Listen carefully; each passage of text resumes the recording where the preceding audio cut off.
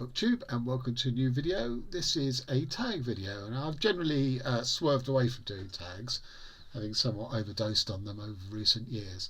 But this is the Booktube London Tag, and I feel duty bound because I'm repping London since I've lived here all my life. It was originated by Jim over at Jim's Books and Stuff, and he did tag me. So yeah, let's see what bookish questions are about London. Question 1. The Time Machine by H.G. Wells is set in London. What is your favourite book about time travel? Well, I struggle with books about time travel because they never overcome the fundamental paradox of time travel, which is if you sent someone back from the future to kill someone in the past in order to alter the course of history leading up to that future, if they are successful, then you wouldn't need to send someone back in the future to alter the past. And this is the paradox at the heart of one of my favourite movies, which is the first Terminator movie, and which I've taken in my own study of this paradox I think it was my second novel or third novel called Time After Time, which is a time travel novel based on that exact idea in the Terminator of an assassin being sent back to the past to kill someone in order to prevent the ideas that will change the future. Only in my version, the assassin comes from a future where men are emasculated, so that he's not a natural assassin. None of the men there are natural assassins. They're not very physical. They've never had access to arms. He doesn't travel with an arm, he has to find it. And unfortunately for him, he lands in one of the worst council estates in the UK, where his target exists. So it's a sort of comedy of errors, really. So I'd have to say that is my favourite time travel novel because it does what I take to be the best job so far of books I've read in overcoming the paradox. I use notions of the butterfly effect, chaos theory, but without getting too technical about it, so don't worry. Schrodinger's cat, because mine is a multiple universe theory of different outcomes with just slight changes of things within each scenario. It's the same scenario played over and over again, but slight changes in conditions or a word said differently or taken in a different way changes it with different outcomes.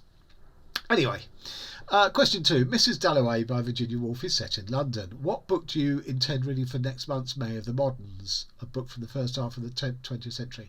I wasn't consciously going to participate in this, but I think I've got a book by a Czech author called Hrabal, Hrabal, which may be written before 1950. I don't actually know. I read his great little book about a railway station in German-occupied Czechoslovakia in the Second World War, and loved it. I can't remember exactly what it was called. So this may fit that or it may not, but if it does, it's coincidental to the read-along or the read-a-thon. Okay, 3. A Darker Shade of Magic by V E Schwab is set in 4 parallel Londons. Have you read any fantasy books set in our London or other Londons? Unfortunately, I have. 2 of them that I've read are by China Miéville. One was Un-London and the other was Kraken. 2 of the worst books I've ever read. Although, I think he does justice to London. It's just the rubbish fantasy elements that he introduces.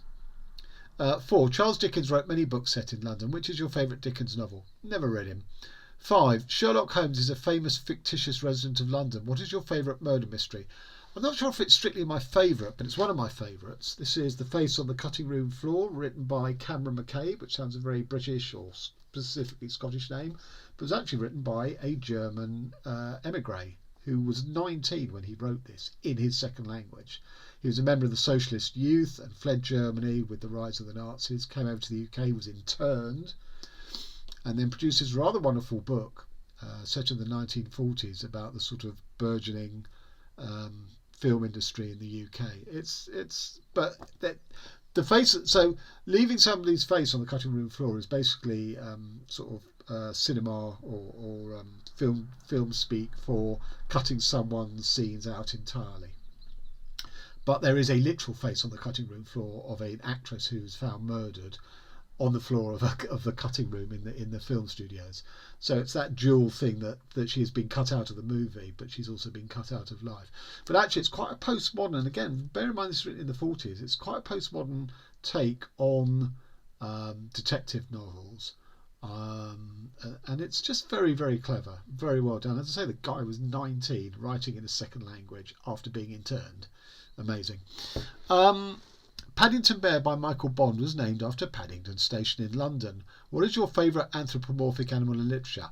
Well, it's funny this question should crop up because only last weekend, literally 3 days ago, I published a Booktube video discussing anthropomorphic literature and why I think it can't work. So I don't have a favourite. I've written some flash fiction stories with anthropomorphic voices myself. And you can possibly get away with it over the course of 1,000 words. I don't believe you can get away with it over the course of 60,000 word novel. It's very similar to child narrators. So if you think about something like Animal Farm, that's anthropomorphic, but it's done as satire. So it's not strictly, anthropomorphism for anthropomorphism's sake. The Life of Pi, which I very much like, has anthropomorphic elements, but the main perspective is always from the boy, his point of view, and then it does that brilliant thing of turning reality on its head, so that the tiger who's existed throughout the second part of the novel may or may not be an anthropomorphic creation after all. So I think when you're playing with it and in a way you're subverting it, that's fine, but when you're being very po-faced and doing an anthropomorphic voice in the same way as a child narrator, I think it's so difficult to pull off convincingly. Anyway, I'll post the link to that video, and on that video in the comments, in the description box, are links to my 3 anthropomorphic tales that I've written, so you can judge me as harshly as I judge others. I just meant to add that in that video talking about anthropomorphic lit, I specifically based it on a novel called Pod by Lillian Poole, which has just come out, which is basically about oceanic creatures, and the entire story is told from their point of view, like dolphins and wrasse and remora fish and whales. And it was a fairly critical video because I didn't get on with the book because, as I say, I don't think you can do anthropomorphic lit. And the author, Lillian Poole, commented and thanked me for the review, which I thought was incredibly generous and gracious. So, big up to her. I didn't like her book, but, she was kind enough to acknowledge that I'd read it and that I'd put forward my thoughts. So, more power to her elbow. Also, she's fantastically successful because she wrote The Bees, so doesn't really matter what I think and say. 4, not 4, whatever number this is. The Hogwarts Express departs from platform 9 3/4 at King's Cross Station. What was the last book you did not finish? I haven't I don't DNF very much. I'm far too neurotic for that. I keep believing that I'm going to get something out by the end of the book out of it. But I'm currently reading, or rather put aside, and it may well develop into a DNF. I'm going to give it one more test short story because it's a collection of short stories by Katie Polk. Let me go and get it because I forgot to prepare. Right, so it's called Out There by Katie Polk, and it's very similar to what's her name, Machado's collection of short stories, which actually set me on my eschewing the short story collection form, and I've sort of broken it by picking this up, and regret doing that. And it's funny that it's very similar to the Machado that sent me into a tailspin on short stories in the first place. I'm going to look forward to reviewing this, whether I finished it or not. So it's about 275 pages or 250 pages. I'm just under halfway through. The next story is quite one of the longer ones, and one that gets sort of mentioned in reviews of this book positively. So I'm going to give it that story. I'm going to read that story when I can bring myself to, and that will either determine whether I carry on to the end or whether I give up. So this may well be my DNF because I can't remember the last one. Fever Pitch by Nick Hornby is about his obsession with the Arsenal football team. Which is your favourite sports team? Well, even though I'm a Londoner, and London currently has 6 or 7 football teams in the top tier in the Premier League, I don't support any of them, never have.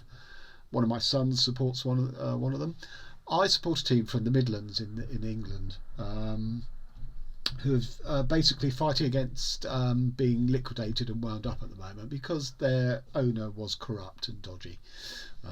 And even though I'm a fan of the team, all the penalties that were put on us thoroughly deserved. But ironically, my favourite sports team aren't even in my country, let alone in my city, and that is baseball, the Philadelphia Phillies. Yeah, they're my favourite team.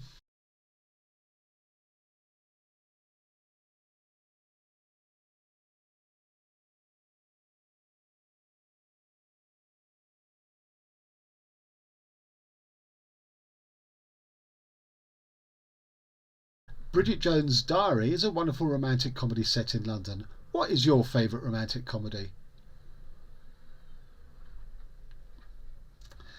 When was the last time you visited London? Well, probably when I stepped outside of my front door, since I live in London. But actually made the effort to go into London. Well, yesterday I had to go and visit my mother in a sort of physio, in sort of rehabilitation centre after she had surgery on her knee, and it's a 90. I mean, I don't drive, but it's a 90-minute journey by public transport. So I live in the northwest suburbs, and this is the sort of this hospital was in the sort of border between the west suburbs and the start of sort of West London, central, not central, but towards the centre, but the sort of most western part of the city.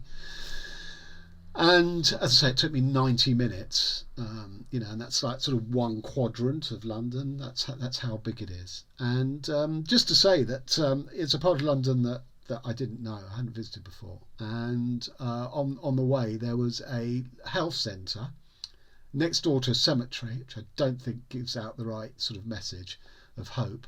And then the other end of the cemetery backs onto the hospital that my mum was in. So curious, but there you go. What was the last book you read set in London? Well, I recently read a book of poems by Tom Chivers called How to Build a City, which is very much to do with London. He was a writer or poet in residence at the Bishopsgate Institute and Library, which is in Liverpool Street, which is right in the heart of the City of London. For those who don't know, technically there's this thing called the City of London, which is 1 mile wide or long, depending which way you look at it. And then there is London outside of that. They do sort of have 2 separate corporations sort of running them. But I mean, to all intents and purposes, it's one city.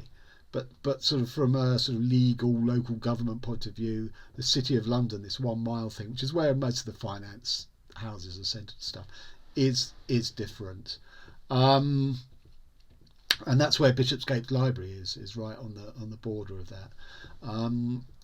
It's not a great collection, but there's some nice impressionistic things about London which I could very much relate to. And who do I tag? Well, I tag Celia over in Norway. She might give us some answers that relate to Oslo.